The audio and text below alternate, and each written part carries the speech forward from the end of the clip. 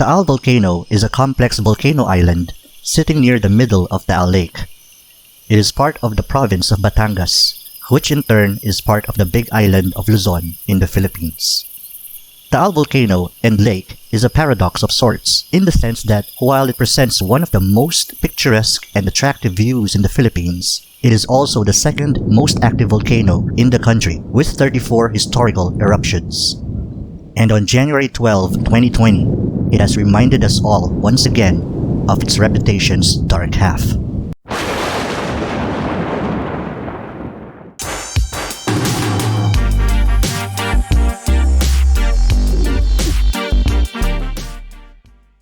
On January 12, 2020 at 2:30 p.m., the Philippine Institute of Volcanology and Seismology, or PHIVOLCS, raised the Taal Volcano status from Alert Level 1, or abnormal, to Alert Level 2, or increasing unrest.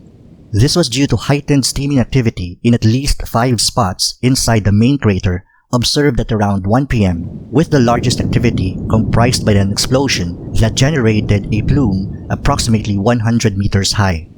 PHIVOLCS advised precautionary evacuation of Taal Volcano Island pending observation of the volcano's condition within the next 48 hours. But just 1.5 hours later, the status was increased once again to Alert Level 3, or magmatic unrest. The main crater had escalated its eruptive activity at 2:04 p.m., generating an eruption plume 1 kilometer high, accompanied by volcanic tremor and felt earthquakes in the immediate area. Ashfall began showering on the southwest sector of Taal. The entire volcano island had been declared a permanent danger zone, or PDZ, and entry into the island as well as high-risk barangays is prohibited. By 5:30 p.m., eruptive activity at the main crater intensified, generating a towering 10 to 15 kilometer steam-laden eruption cloud with frequent volcanic lightning that rained wet ashfall on the general north as far as Quezon City, 110 kilometers away. With that, the status was raised to Alert Level 4, or hazardous eruption imminent. This meant that hazardous explosive eruption is possible within hours or days. This also meant total evacuation of the Taal Volcano Island and additional evacuation of areas at high risk to pyroclastic density currents and volcanic tsunami within a 14-kilometer radius from the Taal main crater. Areas in the general north of the Taal Volcano were advised to guard against the effects of heavy and prolonged ashfall. Civil aviation authorities were also advised to avoid the airspace around Taal Volcano as airborne and ballistic fragments from the eruption column pose hazards to aircrafts.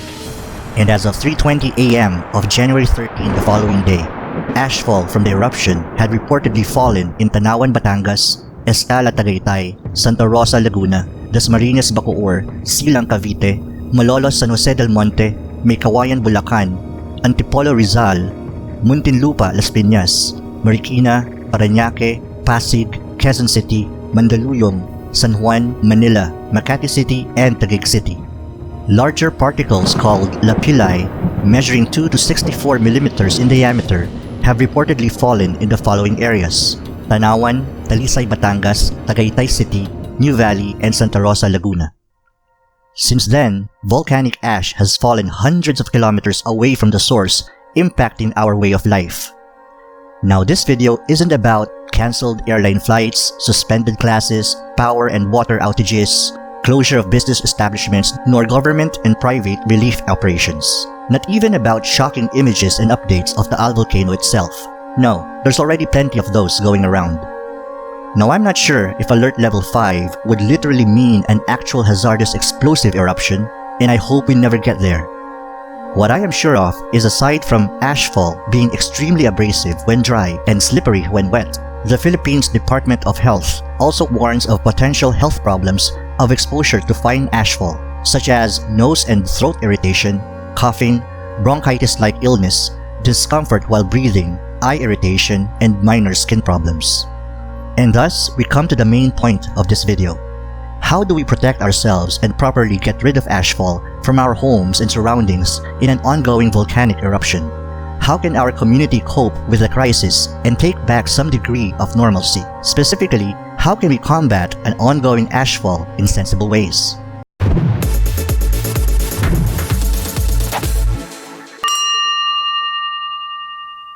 Here are 9 tips I have curated for you, regardless if you are watching this video because of Taal Volcano or other volcanoes in other parts of the world.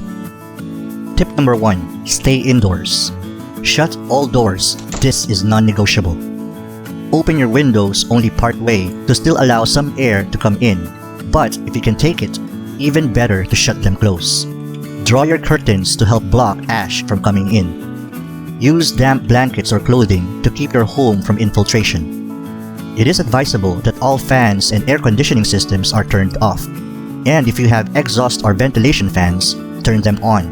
This will help whatever ash that got in your home be released back outside. Tip number 2. Wear protective gear outdoors.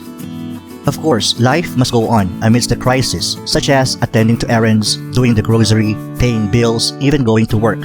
However, consider availing of work-from-home arrangements if that is an option in your company. If you must go outdoors, consider the following safety precautions. Wear long-sleeved shirts and long pants. Wear goggles or eyeglasses to protect your eyes from irritation. Use a disposable particulate respirator, also known as an air purifying respirator. The most common type of disposable particulate respirator is an N95 respirator. If you don't have a particulate respirator, use a dust mask or cover your nose and mouth with a damp cloth. But you should stay outdoors for only short periods while dust is falling. Avoid driving in heavy ashfall. If you do have to drive, keep the car windows up and do not operate the air conditioning system. Tip number 3. Don't wash your car. Speaking of driving, the next tip is do not wash your car. Let me explain. In an ongoing ashfall, our vehicles are the most exposed. Because they are continuously bombarded by ash, it is pointless to spend time, energy, and money to completely wash them. To illustrate my point, here are a couple of cars that were completely washed. After a few minutes, ash has once again started to collect on their surfaces. So, what is the alternative? What I suggest is to simply rinse with water the parts that matter most. The windshield, the windows, and side mirrors. Because these are the parts that you need clear enough to drive. Don't even bother applying car detergent, it's just a waste of money. Save the full-on car wash for later, after the ashfall crisis is officially over. Tip number 4. Let Mother Nature clean the outdoors. In other words, wait for the rain to come. It's going to be overwhelming to clean your surroundings all at once, and even frustrating to do it all over again because ash continues to fall. So, let Mother Nature take care of the large jobs like washing your entire roof, the backyard, the front lawn, and even the streets. But what if it doesn't rain soon? Should you wait indefinitely? No. This leads us to the next tip. Tip number 5. Only clean what's necessary. It may be difficult to prioritize what to clean first, especially outdoors. A good trick is to ask yourself these 2 questions. What areas do I or my family use often? And what areas, if not cleaned immediately, will present the highest risk, especially to kids and seniors? I asked myself these questions and arrived at 3 areas, which I show you in the next 3 tips. Tip number 6. Water your plants. You do know that plants and vegetation is the #1 producer of oxygen on the planet, right? And when there's more oxygen in the air, we can breathe more easily. But plants won't be able to do their job properly if they are all covered with ash and thirsty.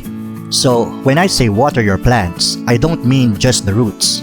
I mean water everything, especially their leaves. Plants are also natural traps of air pollutants, so if we keep their leaves clean, they can continuously capture airborne ash. Tip number 7. Don't sweep the ash or use a blower. Sweeping ash or using a blower will only make matters worse, since you are essentially agitating the dust and causing it to rise and become airborne once again. Instead, use a vacuum cleaner if it's practical for you, or better yet, the universal cleaning liquid called water. Always remember, wet dust can't fly. Tip number 8. Clean with pressurized water. It is more efficient and effective to clean with pressurized water via a garden hose sprayer or a pressure washer. It saves you time and effort because you wet and push clear the ash at the same time. Tip number 9. What is the best time to do a complete and thorough cleaning? I understand that it's really tempting to thoroughly clean your outdoors all at once, but the whole point of this video is to manage what we can while an Ashfall crisis is ongoing. Otherwise, you're just going to waste time, energy, and money cleaning everything over and over. So when is the best time to do a thorough top-to-bottom cleaning? When the Ashfall crisis is officially over. And I'm going to show you exactly how in the next video. So make sure you're subscribed and have turned on the bell notification if you don't want to miss it.